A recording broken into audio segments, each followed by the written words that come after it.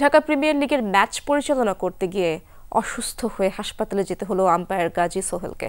বিকেএসপির ৩ নম্বর মাঠে মোহামেডান ও অগ্রণী ব্যাংকের মধ্যকার ম্যাচে হয় এই ঘটনা, যেখানে টস শেষে মাঠে নামার পরই তীব্র মাথা ব্যথা অনুভব করেন গাজী সোহেল। ফলে ম্যাচে আম্পায়ারিং করতে নামা হয়নি তার। শেষ পর্যন্ত ম্যাচে সোহেলের পরিবর্তে আম্পায়ারিং করেছেন শফিউদ্দিন আহমেদ। আর গাজী সোহেলকে নেওয়া হয় বিকেএসপি মেডিকেল সেন্টারে। সেখানে তাকে প্রাথমিক চিকিৎসা দেওয়া হয়। কর্তব্যরত চিকিৎসকের ধারণা ঘুম কম হওয়ার কারণে এমন হয়েছে। এর আগে বিকেএসপিতে ম্যাচ চলাকালীন হার্ট অ্যাটাকের শিকার হন মোহামেডান অধিনায়ক তামিম ইকবাল।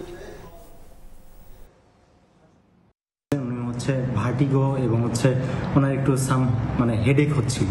তো আমাদের এখানে যে বিশেষজ্ঞ ডাক্তার ছিলেন ডাক্তার আহমদ সামিরুল্লাহ, তারপর আমাদের এখানে medical officer doctor Shamim Rahman এবং ডাক্তার স্মৃতি, তিনজনই এখানে ছিলেন।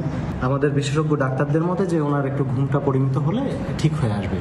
তো এই জন্য আমরা ওনাকে আমাদের সম্মানিত ট্রেনিং স্যারও আসছিলেন। তো এসে মোটামুটি স্যাররা সবারই নির্দেশে ওনাকে একটু বিশ্রামে রাখা হয়েছে।